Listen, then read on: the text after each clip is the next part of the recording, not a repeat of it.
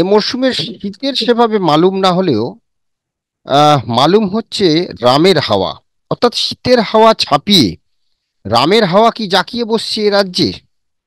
সামনেই লোকসভা নির্বাচন, আর লোকসভা নির্বাচনের আগে এই যে রাম মন্দির প্রতিষ্ঠা, এবং সেই রাম মন্দির প্রতিষ্ঠা আগামী 22 জানুয়ারি। আর এই 22 জানুয়ারির আগে যে হাইপ আমরা বিভিন্ন সংবাদ মাধ্যমে দেখতে পাচ্ছি, যে এই রাজ্যের এই যে রামের হাওয়া, সেটা কি ভোটের বাক্সে কোনো প্রতিফলন ঘটাবে?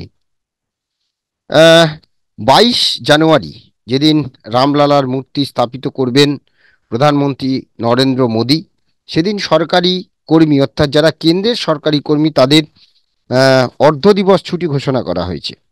এই উদ্বোধনী দিনে পথে নামছে তৃণমূল কংগ্রেস। মমতা বন্দ্যোপাধ্যায়ের নেতৃত্বে সংহতি মিছিলের ডাক দিয়েছেন মমতা বন্দ্যোপাধ্যায়। হাজরা থেকে পার্ক সার্কাস পর্যন্ত সেই মিছিল হবে।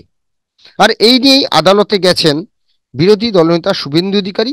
আদালত কোনো রকম মিছিলের স্থগিতাদেশ দেয়নি, কিন্তু কিছু বিধিনিষেধ আরোপ করেছে, এবং সেই সঙ্গে আরও একটি দাবি ছিল ওই দিন যাতে রাজ্যে কেন্দ্রীয় বাহিনী নামানো হয় বিশেষ বিশেষ জায়গায়, কিন্তু সেটাও নাকচ করে দিয়েছে আদালত।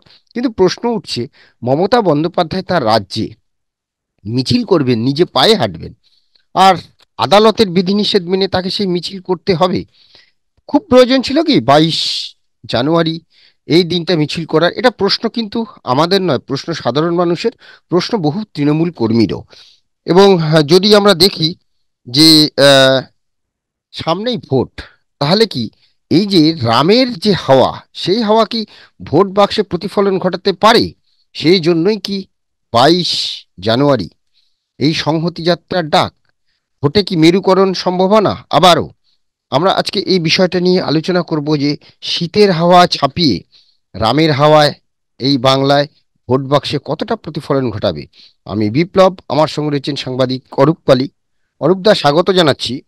অরূপদা, যেটা প্রশ্ন, যে আর তো 3 দিন, অর্থাৎ মাঝে 2 দিন, তারপরের রাতেই 22 জানুয়ারি, দীর্ঘদিনের প্রতীক্ষার অবসান। রাম মন্দির প্রতিষ্ঠা, রামলালার মূর্তি প্রতিষ্ঠা হবে মন্দিরে, এবং তার জন্য ভক্ত সমাগম দেখছি। তার সঙ্গে রাজনীতির পারদ ক্রমশ উত্তাপ।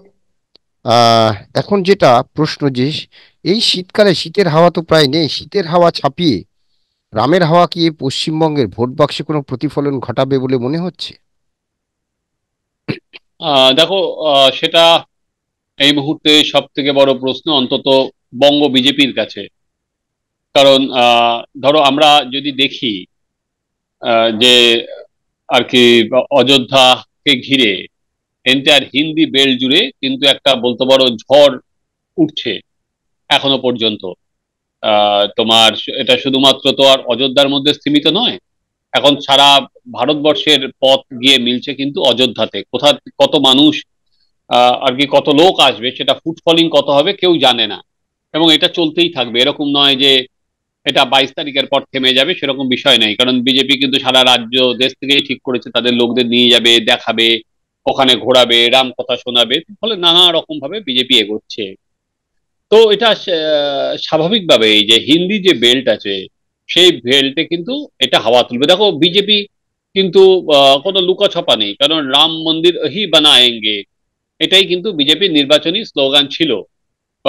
সেটা তোমার পছন্দ হতে পারে, অপছন্দ হতে পারে, তোমার মতের মিল হতে পারে, মতের অমিল হতে পারে, এ বিষয়ে কোনো কিছু বলার নেই। তাদের এটাই রাজনীতি, তারা এই রাজনীতিটাই তারা আর করছে। কি তোমার নির্বাচনী ঘোষণাপত্রে বারবার দিয়েছে, তারা কিন্তু সেটাই ফুলফিল করছে।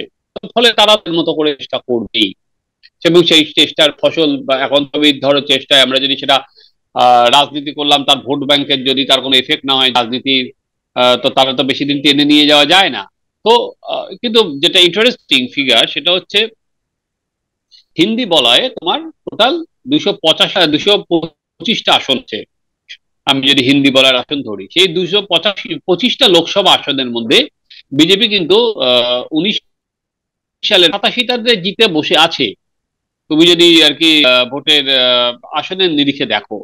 কিন্তু মূল যেটা জায়গা সেটা হচ্ছে এই যে ধরো এই হিন্দি বেল্টে যেটা হাওয়া উঠেছে, সেই হাওয়াটায় বিজেপি এটাকে কতদূর টেনে নিয়ে যেতে পারে, সেটাকে এই যে 187টা 200 210 পর্যন্ত নিয়ে যেতে পারে, সেটা কিন্তু বিজেপির কাছে একটা জায়গা, একটা টেস্টিং এর জায়গা। কারণ অলরেডি বিজেপি 187টা আসন জিতে বসে আছে।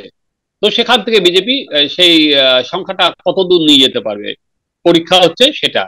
শুধুমাত্র সেটা নয়, ধরো বিজেপির এই যে রাজনীতি, রাম রাজনীতি বা তুমি যাই বলো, সেটা কিন্তু বিজেপি এবার সেটার সাহায্যে সাউথেও প্রবেশ করার চেষ্টা করছে। তুমি যদি দেখো কেরালে গিয়ে দুদিন আগে নরেন্দ্র মোদী সে এখন সব জায়গায় রামের সঙ্গে সেটাকে কানেক্ট করছে, সেখানে দাঁড়িয়েও কিন্তু কেরালেও কিন্তু সেই আর কি মন্দির ঘুরে বা হিন্দুত্বের যে তুমি যে ধরো রাজনীতি, সেটাই বিজেপি নিয়ে যাওয়ার চেষ্টা করছে।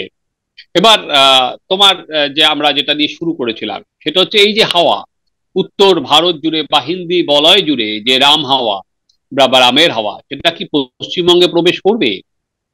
কারণ আমরা আগের ভোটগুলোতে যদি দেখি যে এখানে কিন্তু সেই অর্থে ভোট কিন্তু যে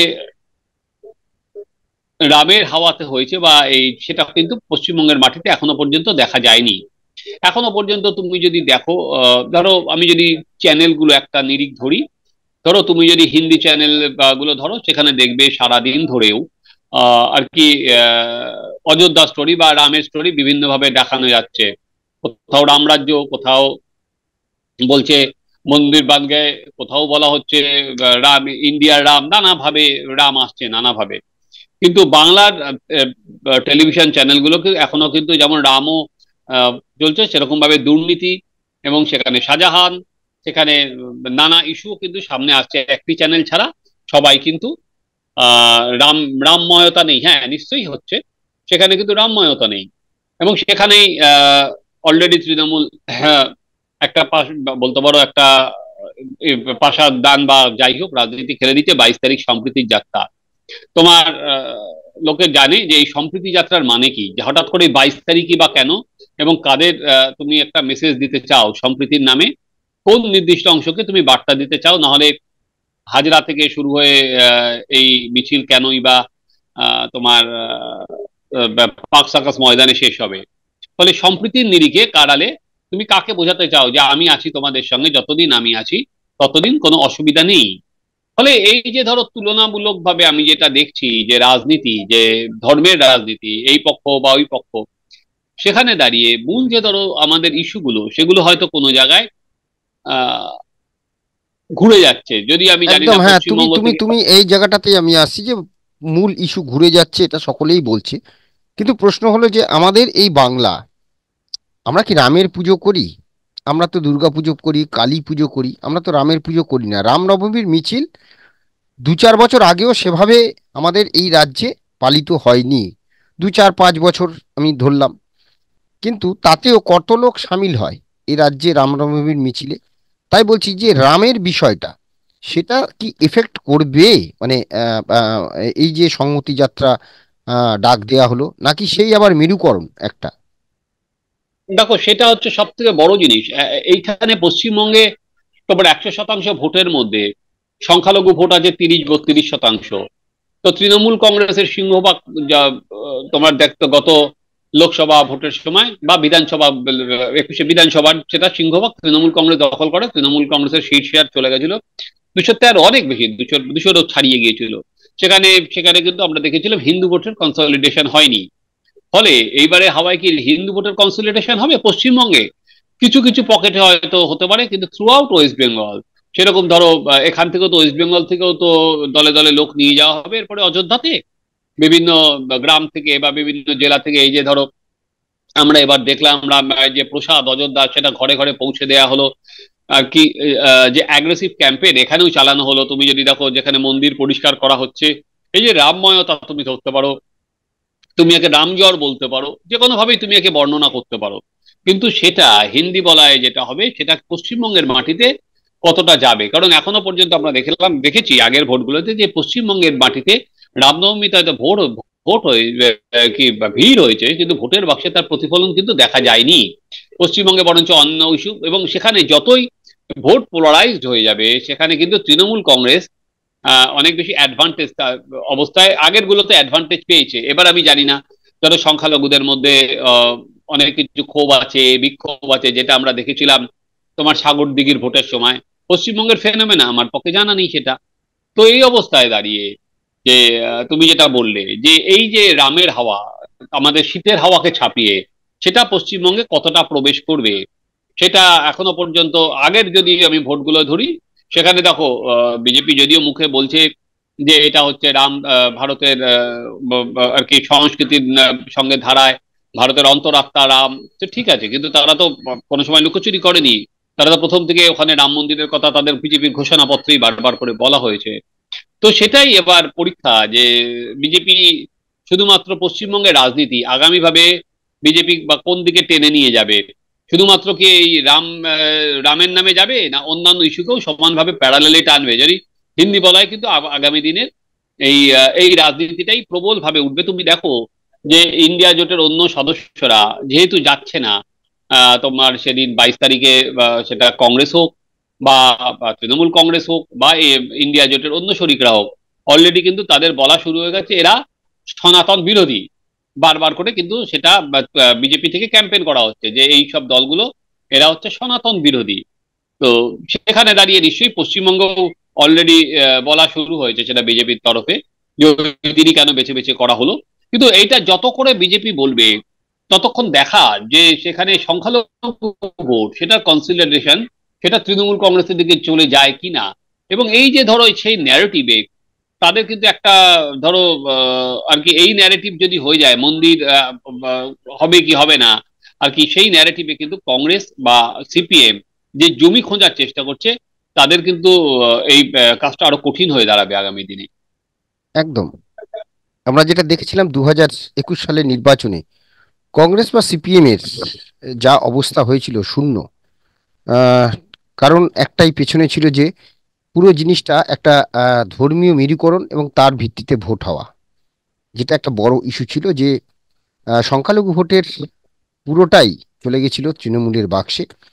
যার ফলে 213টি আসন নিয়ে ব্যাপক আসন নিয়ে ক্ষমতায় এসেছেন মুখ্যমন্ত্রী মমতা বন্দ্যোপাধ্যায়। এবার এই রাম মন্দির ইস্যুতে 22 তারিখ সেদিন যে মিছিলের ডাক দেওয়া হয়েছে, জানি না সেটা সেই দিন তিনি কি বার্তা দেন। কিন্তু প্রশ্ন হচ্ছে যে রামের হাওয়া এই শীতের হাওয়াকে কি ছাপিয়ে এই রাজ্যে প্রভাব ফেলবে? আমরা সেদিকে নজর রাখবো যে সত্যি কতটা প্রভাব ফেলে।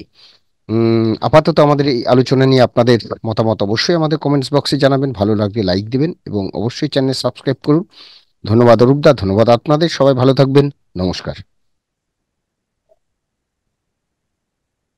বাংলা বলছি চ্যানেলটি সাবস্ক্রাইব করুন এবং সমস্ত অনুষ্ঠানের আপডেট পেতে বেল আইকনটি অন করুন।